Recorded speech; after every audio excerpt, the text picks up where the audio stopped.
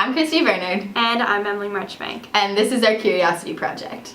So we decided to look at bullying, and we found so much information. An overwhelming amount of information that was just so broad and huge, we just had no idea what to do with it.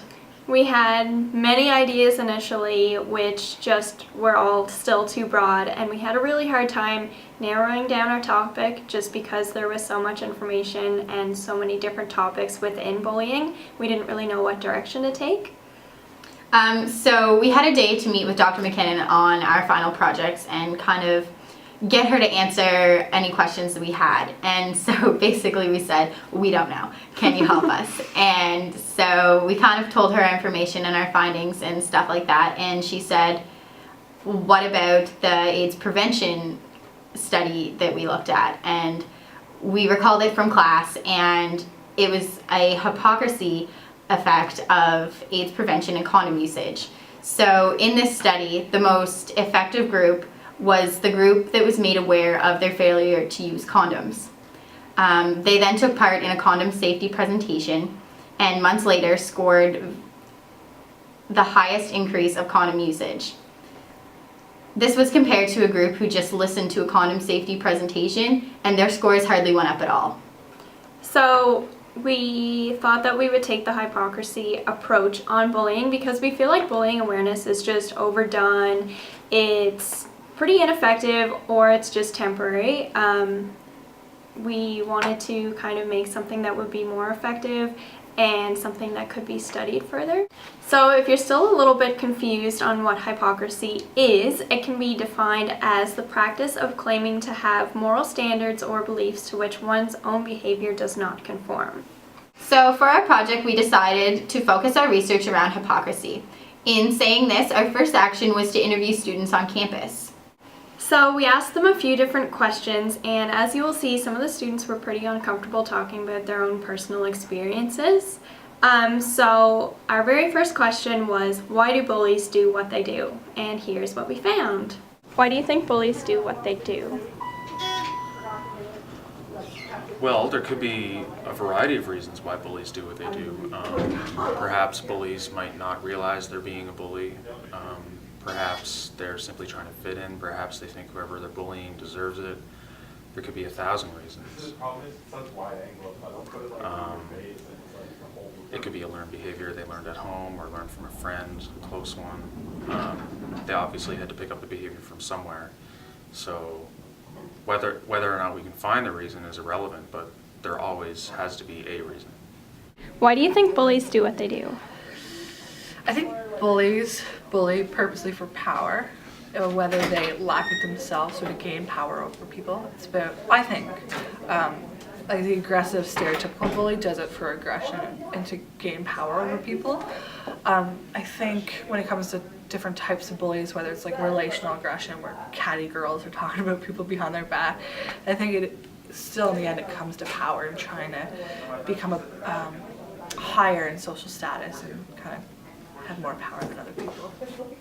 Why do you think bullies do what they do? Because they're hurt, or it's a power thing. That's what I think. So even though there were only 3 videos, every student talked about being power hungry and gaining something from others. Throughout our research and learning logs, we discovered similar findings. Something else we found was that people always wanted to fit in or climb in social status. So bullies learn their tendencies as they develop personalities and habits. Usually people who are bullies or bullied are isolated in some part of their life. And actually one article we found said that bullying is an attempt to gain superiority or control over another, and this is often a response from stress. So it was also said that bullies are found to have immature social skills, lack of compassion and empathy, poor impulse control, and they're often watching more TV or playing violent video games. So with this, lack of judgment, for instance, can make a small thing a very big thing quickly. A simple shove in the hallway that could have been an accident. A bully would quickly take this and make it a bigger scene than it needs to be. And bullies pick these actions up from their environments. So as children, whether they've seen it from a parent or an older adult, they pick these things up and they kind of go with them from there. It's definitely learned behaviors. Bullies can also pick up their actions from their parents. So bullies often lack warm, caring, and involved parents. They also tend to be highly competitive, have unreasonable demands for their children to be superior to other kids, whether it's academically, socially, athletically. These parents also tend to have prejudices based on race, sex, wealth, and achievements. So these parents teach their children to do whatever they have to win. They want their children to strive and to be number one. And whether it means taking out another kid in the process, it's winning. They have that end goal. Bullies also tend to lack discipline at home. So parents tend to struggle to set limits or make the child accountable for their actions. Some kids bully because of academic stress as well. Their struggle in the classroom makes them feel inferior to others and makes them feel like they have to put down the smarter kids in the classroom to gain the power over them, where they don't have that in their academic skills. Bullies can also feel unliked or isolated in the classroom, making them feel like their peers are better than them or they're unsupported by their peers.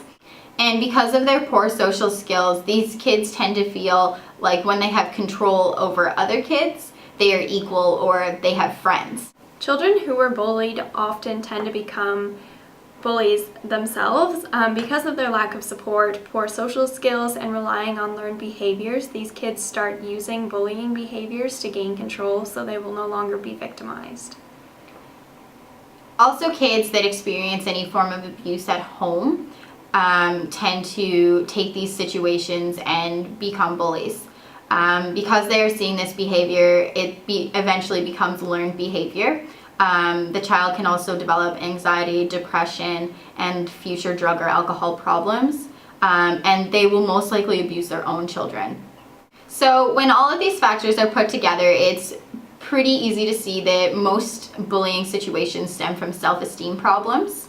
The behaviors they chose to show work as masks for their inner feelings and struggles to fit in. So we decided to interview students on the spot, and people don't really like being put on the spot, and they also don't like admitting that they are in the wrong, but we felt like students would be more honest this way. We did tell them the questions right beforehand, but they only had about a minute to think about it.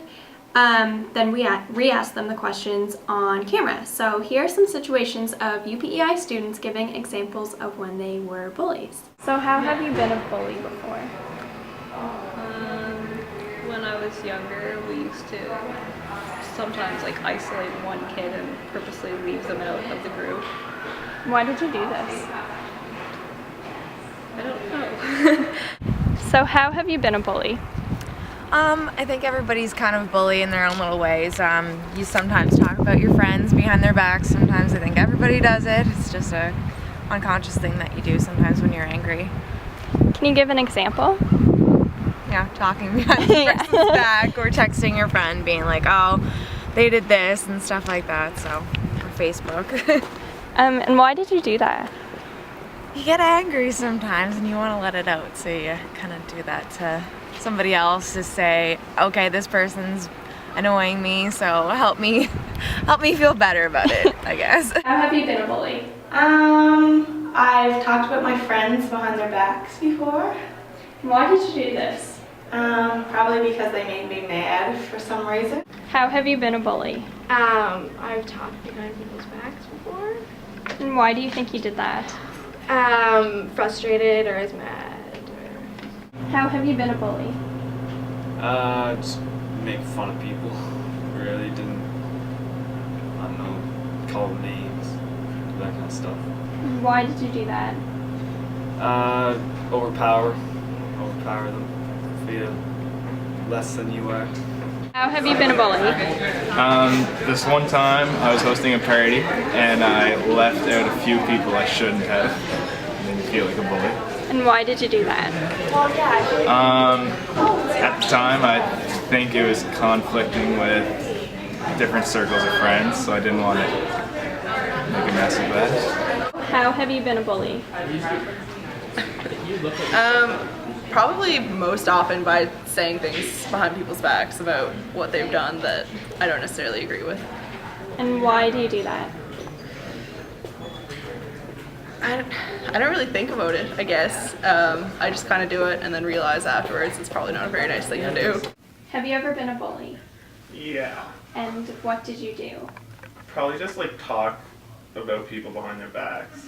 So why did you do this? I don't know. Kinda. No real reason, actually. Yeah. How have you ever been a bully? Maybe in some sport environments, but I really think everyone has done some form of bullying in their lifetime before. Just gotta admit to it. You know you've done it. Maybe not big on the big scale, but probably something on the small scale. Why do you think you did this? Trying to make myself feel better with myself, probably. Make myself feel more tough. I don't know. How have you been a bully?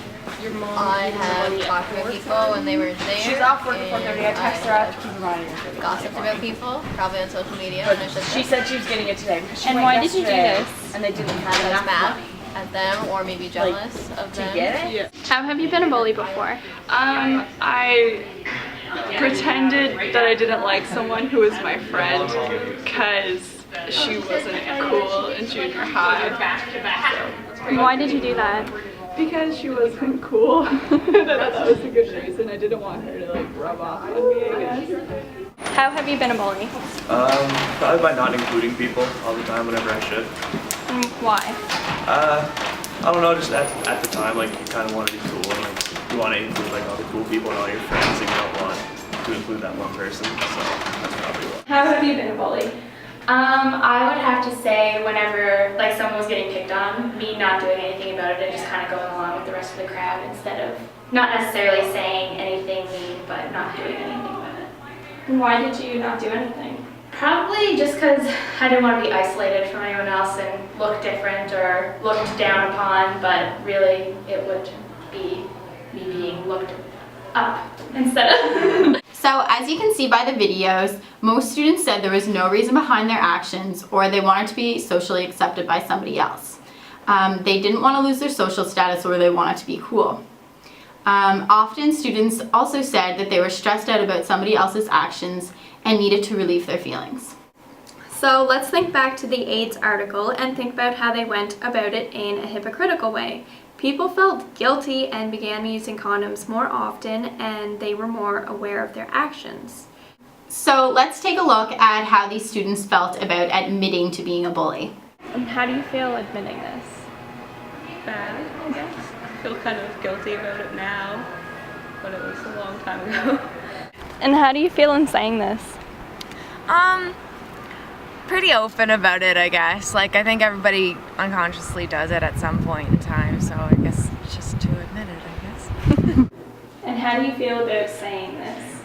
It makes me feel like not a very nice person. And how do you feel about admitting to this? Bad. Yeah, it sucks when you think about it, but everyone does it. And how do you feel about admitting to this? Embarrassed. I don't know, goofy. Childish. How do you feel about admitting to doing this? Admitting it makes me feel a little better, however, it was still not the right move on my behalf. How do you feel about admitting to this? I'm not proud of it, but I mean, I guess I definitely do it, and I should do it less, but it's just one of those things. And how do you feel about admitting to doing this?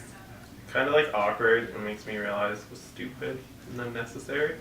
And how do you feel about admitting to this? Well, I think it's hard for some people. In my case, I wasn't really a big school bully, but like it's nice to come out. It makes you feel better about yourself, get it off your chest, kind of. And how do don't you have feel about saying this? So I'm hoping. Embarrassed. And how do you feel about saying this? I feel really bad about it now, and I wouldn't do it again. So. And how do you feel in saying this? I kind of feel bad about myself, but then it is kind of good to like admit it, know that I shouldn't do it again. And how do you feel about saying this? Bad because I didn't do anything, but it was a learning curve, so now I know that I should step up and stand up for other people. From the videos, you can see that students were very uncomfortable in admitting their faults, and students often said they are now more aware of what they did or their actions, and that they probably won't do it again or that they'll do it less. Ideally, if we had a little more time, we would love to perform a statistical study on whether this theory is true, like the AIDS prevention study was. After being curious about bullying for the last semester, I think we can both agree that we are satisfied with our findings and what we decided to do our final project on.